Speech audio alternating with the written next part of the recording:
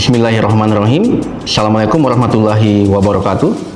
Perkenalkan, nama saya Suhendra Escape Nurse MKep. Saya adalah dosen tetap pada program studi Sarjana Terapan dan Nurse, jurusan Keperawatan, Poltekkes Kemenkes Pontianak. Nomor induk dosen nasional saya adalah 4024038801. Latar belakang pendidikan saya adalah Magister Keperawatan dengan peminatan keperawatan gawat darurat. Video ini dibuat sebagai wujud pemenuhan dokumen PDD UKTPT dalam skema sertifikasi dosen, khususnya pada unsur Tridharma Perguruan Tinggi yang pertama, yaitu pengajaran. Saya mengampu beberapa mata kuliah, di antaranya keperawatan gawat darurat dan kritis, keperawatan gawat darurat kardiovaskuler dan respiratorik, keperawatan medikal bedah, ilmu biomedik dasar, evidence based nursing, serta manajemen bencana. Pada kesempatan kali ini, saya akan memaparkan salah satu mata kuliah yang saya ampu, yaitu mata kuliah keperawatan gawat darurat. Mata kuliah keperawatan gawat darurat merupakan mata kuliah wajib yang diajarkan pada semester 4 dengan bobot 2 SKS, terdiri dari 1 teori dan 1 praktikum. Secara garis besar, mata kuliah ini mendukung capaian pembelajaran lulusan, yaitu mampu menunjukkan sikap profesional, mengaplikasikan ilmu pengetahuan dan teknologi keperawatan, berkomunikasi secara terapeutik, melaksanakan pendidikan kesehatan, mengutamakan keselamatan pasien, serta mengembangkan kompetensi melalui pembelajaran sepanjang hayat. Untuk mencapai kompetensi tersebut, terdapat 7 capaian pembelajaran mata kuliah atau CPMK. CPMK yang pertama, mahasiswa mampu menguasai konsep dasar keperawatan gawat darurat. CPMK 2, mahasiswa mampu memahami tren isu dan evidence based praktis dalam keperawatan gawat darurat. CPMK 3, mahasiswa mampu menguasai prinsip utama pertolongan korban gawat darurat. CPMK 4, mahasiswa mampu menguasai konsep dan prinsip bantuan hidup dasar. CPMK 5, mahasiswa mampu menguasai konsep asuhan keperawatan pada kasus gawat darurat. CPMK 6, mahasiswa mampu memahami prinsip upaya pencegahan primer, sekunder, dan tersier pada berbagai kasus kegawat daruratan. CPMK 7, mahasiswa mampu menguasai berbagai prosedur tindakan kegawat daruratan. Secara umum, mata kuliah ini membahas konsep kegawat daruratan, penata laksanaan pasien gawat darurat, bantuan hidup dasar, bantuan hidup lanjut, serta asuhan keperawatan pada berbagai kondisi kegawat daruratan di seluruh sistem tubuh termasuk disaster nursing. Dalam proses pembelajaran, saya menerapkan pendekatan DIA, yaitu Delivery, Interaction, dan Assessment, agar proses pembelajaran berlangsung secara efektif dan terukur. Pada aspek delivery, materi disampaikan berdasarkan RPS dengan pendekatan case-based method maupun project-based learning. Media pembelajaran yang digunakan meliputi modul digital, slide presentasi, video pembelajaran, dan artikel ilmiah terbaru. Pada aspek interaction, pembelajaran dirancang berpusat pada mahasiswa. Interaksi dilakukan melalui pertanyaan pemantik, diskusi kelompok, presentasi, serta forum diskusi melalui pembelajaran langsung di kelas maupun melalui Edlink, sehingga mahasiswa terdorong untuk berpikir kritis dan aktif berpartisipasi. Pada aspek asesmen, sistem penilaian disampaikan sejak awal perkuliahan melalui kontrak kuliah. Komponen penilaian meliputi 1. Keaktifan diskusi dan seminar dengan bobot 10%, 2. Tugas individu maupun kelompok dengan bobot 15%, 3. Ujian tengah semester dengan bobot 25%, 4. Ujian akhir semester dengan bobot 25%, serta Objective Structure Clinical Examination atau OSCE dengan bobot 25%. Seluruh indikator dan rubrik penilaian disampaikan secara transparan melalui sistem akademik kampus. Selanjutnya, mari kita simak bersama cuplikan proses belajar mengajar yang saya lakukan secara tatap muka di kelas pada materi trauma torak. Selamat menyaksikan. Oke, baik. Assalamualaikum warahmatullahi wabarakatuh. Waalaikumsalam warahmatullahi wabarakatuh. Oke, selamat pagi untuk kita semuanya. Pagi, Pak. Baik, gimana kabarnya hari ini? Baik. Oke, pada pagi hari ini kita akan melaksanakan perkuliahan mengenai materi yaitu trauma torak, ya. Oke, baik. Sebelum kita masuk ke materi, ya, ada baiknya kita berdoa dulu menurut agama dan keyakinan kita masing-masing. Oke, baik. Silakan berdoa menurut agama dan keyakinan masing-masing. Berdoa dimulai. Berdoa selesai. Oke, jadi ini adalah pertemuan kita yang ke-12 ya, tentang trauma torak. Masih ingat kemarin pertemuan kita yang ke-11? Masih ingat dengan pertemuan yang ke-11 kemarin? Masih. Tentang apa? Tentang BHD ya. Oke, baik. Ada salah satu yang membuat bingung biasanya perawat untuk melakukan BHD, terutama di akhir ya. Mereka itu biasanya bingung untuk menentukan kapan BHD itu dihentikan. Masih ingat kemarin kira-kira kapan BHD itu dihentikan? Saya, Pak. Oke, silakan Ica. BHD dihentikan itu ada 3, Pak. Yang pertama ketika penolong kelelahan.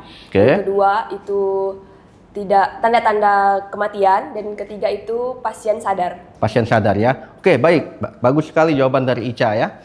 Terima kasih, berarti cukup baik ingatannya ya. Masih ingat untuk pertemuan yang minggu lalu. Oke, jadi hari ini kita akan masuk ke pertemuan berikutnya, yaitu mengenai trauma torak. Oke, ada beberapa atau mungkin tujuan pembelajaran kita hari ini ya. Yang pertama adalah mahasiswa itu bisa mengenal trauma torak yang mengancam nyawa. Jadi trauma torak itu ada yang mengancam nyawa, ada yang tidak. Ya. Nah, kali ini kita akan berkenalan dengan yang mengancam nyawa. Sekaligus kira-kira apa yang harus dilakukan askepnya pada trauma torak yang mengancam nyawa. Oke, ini adalah daftar isi materi yang akan kita bahas hari ini. Yang pertama adalah jenis-jenis trauma toraknya apa saja. Ya, yang kemudian berikutnya adalah konsep askepnya, mulai dari pengkajian ABCDE, ya, intervensi keperawatan dan seterusnya. Dan yang terakhir adalah diagnosis keperawatan yang harus dilakukan atau mungkin muncul pada kasus-kasus dengan trauma torak yang mengancam nyawa. Jadi ini adalah anatomi dada, ya, di mana di dalam dada itu ada paru-paru kiri dan kanan, kemudian ada jantung, ya. Baik jantung maupun paru-paru ada selaput tipis yang membungkusnya, ya. Kalau jantung ini sebesar kepalan tangan kita, itu selaput tipisnya namanya adalah perikardium. Sedangkan di paru-paru itu namanya adalah pleura. Oke. Normalnya perikardium dengan pleura ini dia tidak terisi darah, tidak terisi udara. Dia hanya terisi cairan yang tipis sekali yang fungsinya adalah untuk melindungi jantung ketika dia berdetak. Nah, ini adalah jenis-jenis trauma torak yang mengancam nyawa. Jadi secara umum ada 5 jenis trauma torak yang mengancam nyawa yang mahasiswa harus kenali 5 ini. Jadi kalau tidak kenal salah satu saja, bisa jadi salah penata laksanaan. Rata-rata penata laksanaannya itu tidak butuh waktu yang banyak ya, tapi butuh keputusan yang cepat dan tepat. Ya, bagaimana caranya supaya kita bisa memutuskan cepat dan tepat? Harus kenal dulu ciri-cirinya apa. Ya, kita akan bedah satu persatu apa sih pleural chest itu, open pneumotorak, tension pneumotorak ya, hemotorak dan tamponade jantung. Oke, yang pertama adalah pleural chest. Oke. Mungkin kita pernah mendengar fraktur sternum atau mungkin fraktur iga, tulang iganya patah. Nah, hampir sama nih pleural chest dengan fraktur iga. Bedanya kalau pleural chest frakturnya lebih dari 2. Jadi ketika lebih dari 2 ya, pada 2 sisi yang berbeda, maka disebut sebagai pleural chest. Kita lihat contoh ya. 1, 2, 3 yang patah. Tidak hanya ini yang patah, tapi ini juga patah. Sehingga yang merah ini dia menggantung. Sudah lepas dari tulang iga yang sini, lepas dari tulang iga yang sebelah sana. Nah, itu adalah pleural chest.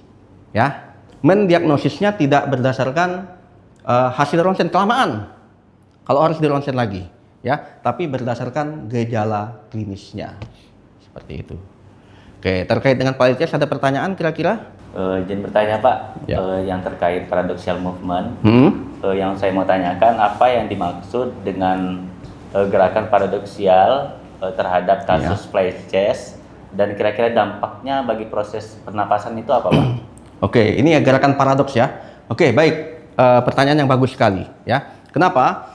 Karena hampir di setiap trauma torak pasti ada sesak napas, ada nyeri, ya, ada krepitasi, ya, bahkan pneumotorak ya pasti gejala ini pasti ada semua, ya.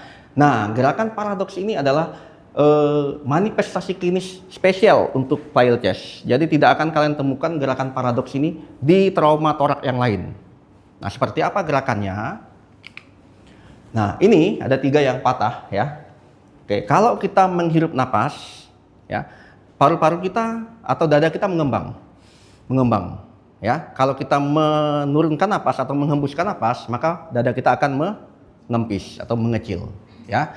Nah, kalau ini pleural chest tidak seperti itu. Ketika dia narik napas harusnya mengembang, dia justru mengempis terutama area yang patah, ya. Tapi ketika dia menghirup napas harusnya mengempis ya, bukan menghirup apa? Ketika dia menghembuskan napas harusnya mengempis. Nah, ini justru malah mengembang. Itu yang namanya gerakan paradoks. Nah, itu adalah gejala khas dari pleural chest yang tidak akan kalian temukan pada kasus trauma torak lainnya. Makanya dokter akan menyimpulkan pleural chest dari situ, bukan dari hasil pemeriksaan ronsen. Itu ya? Paham? Paham. Oke, baik. Terima kasih atas pertanyaannya Arif ya. Oke, kita lanjut lagi untuk yang lainnya. Berikutnya adalah open pneumotorak. Oke, ini adalah jenis trauma torak yang mengancam nyawa yang kedua ya.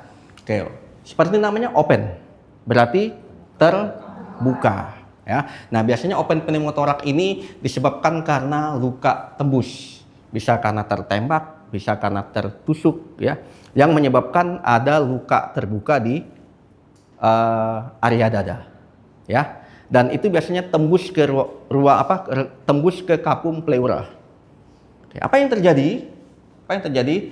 Maka kapum pleuranya akan terisi udara ya, dan udara itu akan terus berakumulasi semakin banyak. Oke, nah ini adalah manifestasi klinis dari open pneumotorak. Pasti sesak, ada nyeri tajam, ada emfisema subkutan ya, ada penurunan suara terutama pada paru-paru yang terkena. Jadi kalau seandainya kita auskultasi, paru-paru kanannya yang kena, maka paru-paru kanan itu biasanya suaranya akan turun ya, kayak sedikit kecil seperti itu ya. Kemudian nah ini adalah ciri khas dari open pneumotorak yang kalian tidak temukan pada cedera yang lain, jenis traumatoraks yang lain. Ada sucking chest wound. Apa itu sucking chest wound? Jadi di area yang terbuka yang berlubang tadi itu ya, kayak ada suara menghisap ya, kayak ada suara menghisap. Nah, itu adalah udara yang masuk ke area yang terbuka tadi itu. Nah, ini yang tidak ditemukan di traumatoraks lainnya. Oke, jadi ingat ya, setiap traumatoraks ada gejala khas. Kalau gejala umum sama saja. Nah, gejala khasnya yang harus kalian ketahui. Oke, kita akan bahas ya. Oke, sebenarnya penata laksanaannya mudah saja. Selain kontrol ABC, tetap ya, karena ini pasiennya cedera, tetap kita harus kontrol airway, breathing, dan sirkulasi. Kemudian pemberian oksigen, auskultasi kira-kira suara paru mana yang terkena. Ya. Nah, ini kuncinya di sini. Occlusive dressing. Oke, apa sih itu occlusive dressing? Occlusive dressing ini maksudnya adalah kita memasang kasa 3 sisi di area yang terluka, ya. Jadi ini kasa nih, ya. Ini kita plester, tapi sisakan sedikit ini. Nah, lama-kelamaan nanti udara yang tadi terakumulasi atau mungkin terkepung di dalam rongga pleura itu akan habis dengan sendirinya. Kita lanjut lagi, berikutnya adalah tension pneumotorak. Ini yang ketiga, tension pneumotorak. Oke, nah, ini agak berbeda dengan open pneumotorak. Kalau open terbuka, ya, tapi kalau tension pneumotorak dia tertutup. Oke, kalau tadi open, ya, udaranya bisa masuk bisa keluar. Kalau tension memang betul-betul dia hanya masuk tok, tidak bisa keluar sama sekali. Itulah sebabnya pada beberapa referensi tension pneumotorak akan lebih berbahaya dari pleural chest ya, karena dia bisa menyebabkan henti jantung hanya dalam beberapa menit. Oke, setiap ngirup napas atau inspirasi dia masuk terus, tapi dia tidak bisa keluar ya, sehingga tekanan di dalam itu sangat tinggi. Akibatnya apa? Paru-paru kolaps.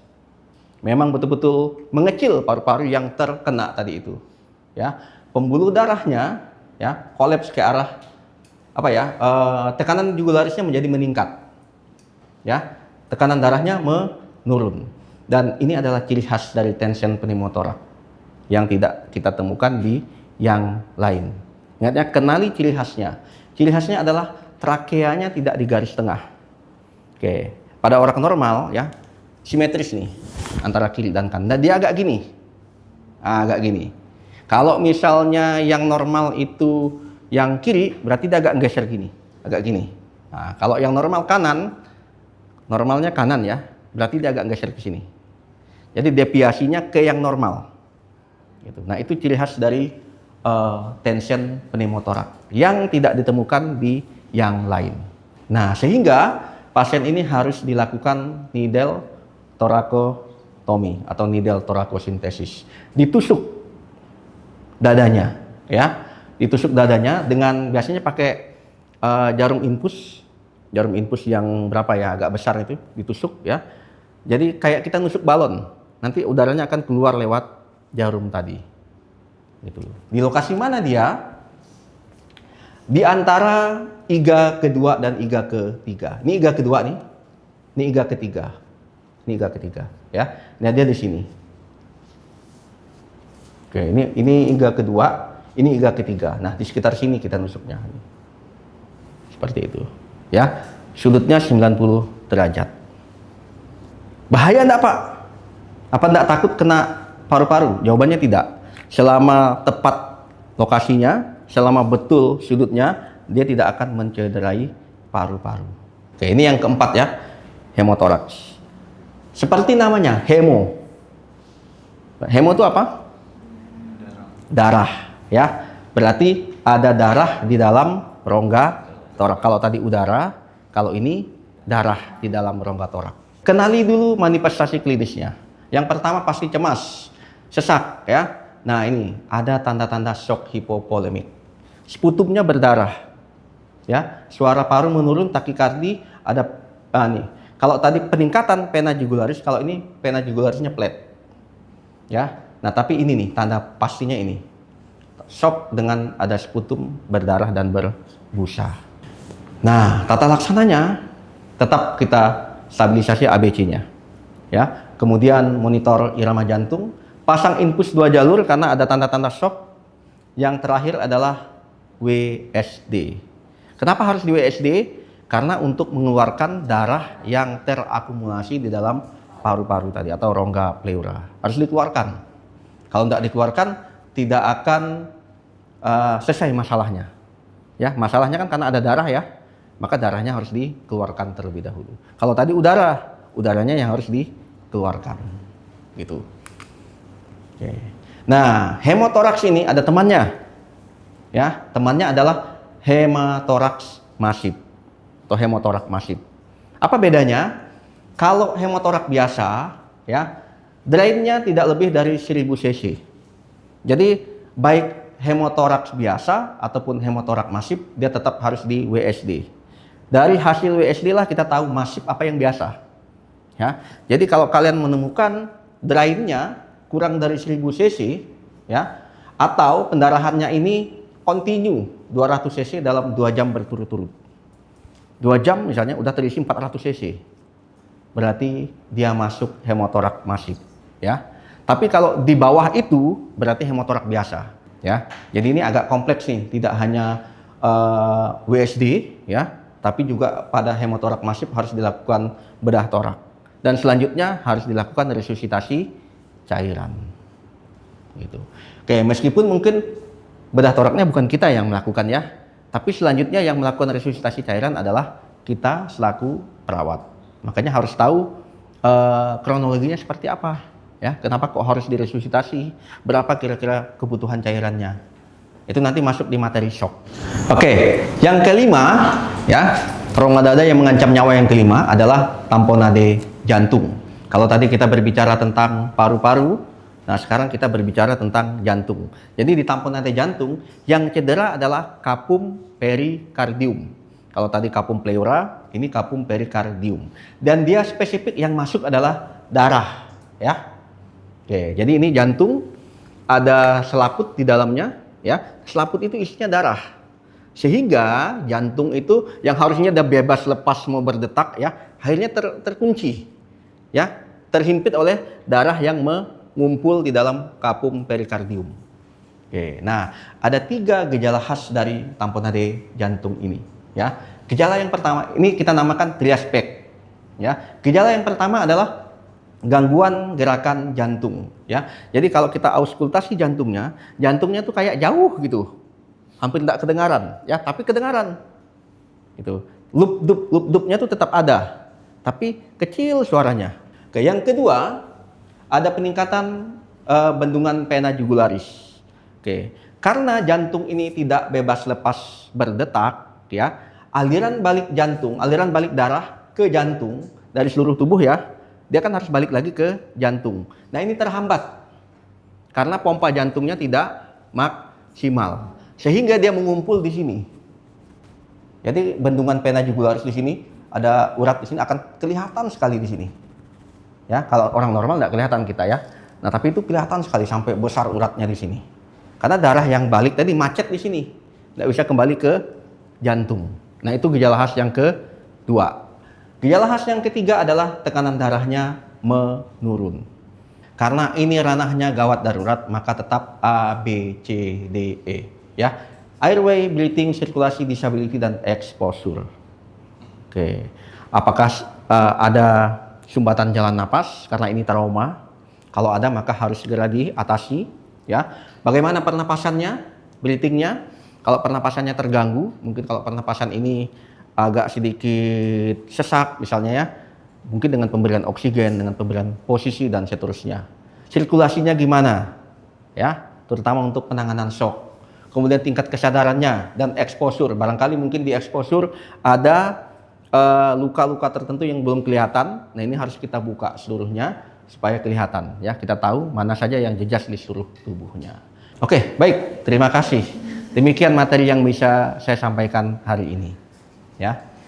Sudah cukup jelas untuk materi hari ini? Oke, baik. Kalau sudah cukup jelas, ada pertanyaan kira-kira? Oke, ya. Brika, silakan Brika. Ika mau nanya Pak tentang bagaimana sih Pak perbedaan mekanisme penumpukan darah atau cairan di rongga dada tuh pada hemotorak dibandingkan dengan pneumotorak. Oke, baik. Bagus sekali pertanyaannya, ya. Jadi ada 2 nih. Ada 2. Pertama adalah pneumotorak.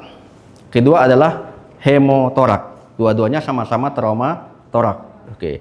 Dua-duanya bisa menyebabkan paru-paru menjadi kolaps. Dua-duanya bisa menyebabkan gangguan pernapasan, bahkan bisa menyebabkan kematian. Oke, yang membedakan adalah kalau pneumotorak, ya, yang masuk di rongga pleuranya adalah udara, sehingga udaranya harus dikeluarkan, ya. Nah, sedangkan yang hemotorak yang masuk di rongga pleuranya adalah darah. Atau kalau yang hemotorak masif berarti harus dilakukan torakotomi, seperti itu. Itu bedanya. Oke, gimana Brika? Sudah jelas? Sudah. Baik, terima kasih atas pertanyaannya, ya. Ada pertanyaan yang lain kira-kira? Ada pertanyaan yang lain? Tidak ada? Baik, kalau tidak ada pertanyaan, gantian saya yang bertanya, ya. Oke, saya ada beberapa pertanyaan yang mau diajukan ke mahasiswa. Oke, baik. Pertanyaan pertama, tadi saya sudah menjelaskan antara pneumotorak dengan tension pneumotorak, ya. Secara umum persamaannya banyak, ya, tapi ada beberapa perbedaan yang spesifik yang membedakan antara pneumotorak dengan tension pneumotorak. Ada 3 perbedaan spesifik. Apa kira-kira perbedaan spesifik itu? Saya Pak. Ya, silakan. Baik, jadi ada 3 tanda klinisnya. Yang pertama itu hipotensi atau shock. Terus yang kedua itu distensi vena leher atau GPV-nya meningkat. Kemudian yang ketiga itu suara nafasnya itu menghilang atau menurun di area sisi dadanya. Oke, yang pertama tadi apa? Yang pertama shock. Shock, ya, ada tanda-tanda shock. Oke. Iya. Kedua? Yang keduanya itu distensi vena leher. Distensi vena jugularis, ya, di leher. Oke, lanjut. Terus yang ketiga itu suara nafasnya menghilang. Suara nafasnya menghilang, ya, terutama di daerah yang cedera. Oke, bagus sekali jawaban dari Musyarofa, ya. Kita tepuk tangan untuk Musyarofa.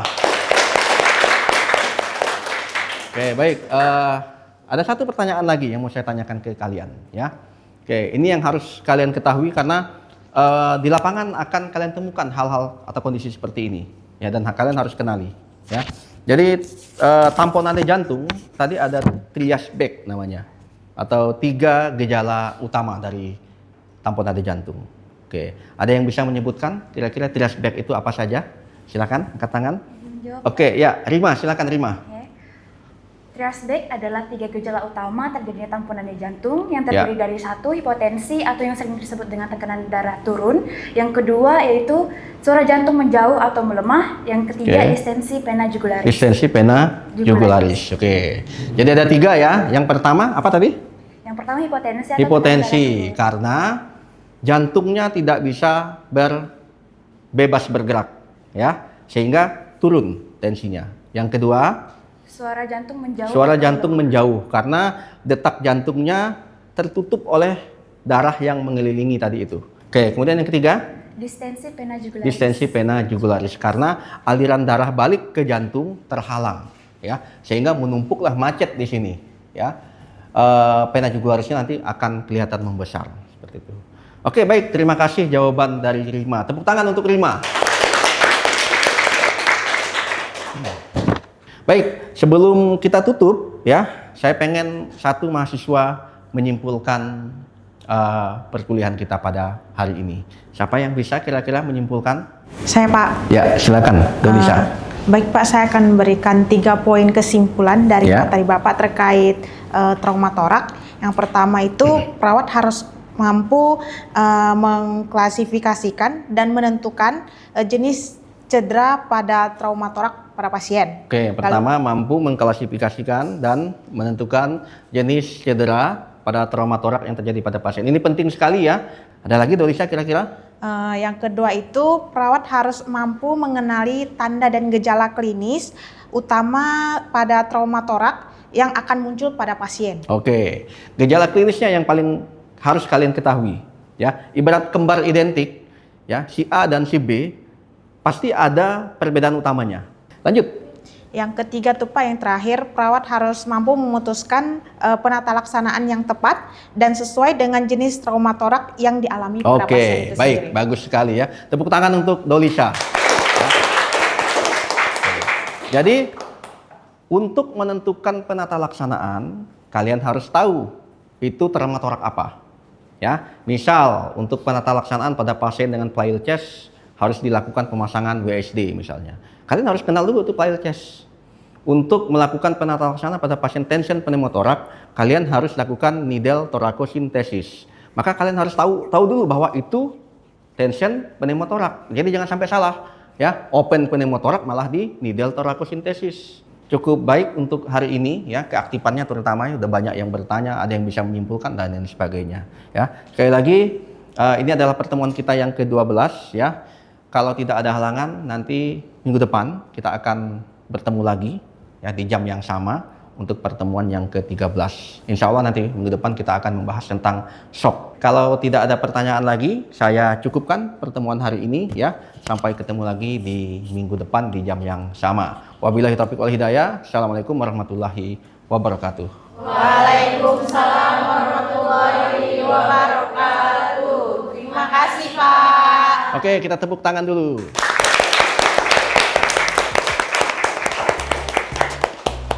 Demikian deskripsi singkat dari saya. Semoga dapat memberikan gambaran mengenai kegiatan pada bidang pendidikan dan pengajaran yang saya lakukan sebagai dosen di Poltekkes Kemenkes Pontianak, khususnya di mata kuliah keperawatan gawat darurat. Atas perhatiannya, saya ucapkan terima kasih banyak kepada seluruh tim penilai dan panitia sertifikasi dosen gelombang 1 tahun 2026. Tidak lupa, saya juga mengucapkan terima kasih kepada jajaran jurusan keperawatan dan jajaran Direktorat Poltekkes Kemenkes Pontianak, rekan sejawat dan teman-teman mahasiswa. Saya Suhendra, pamit undur diri. Semoga video ini dapat bermanfaat bagi kita semua. Wassalamualaikum warahmatullahi wabarakatuh.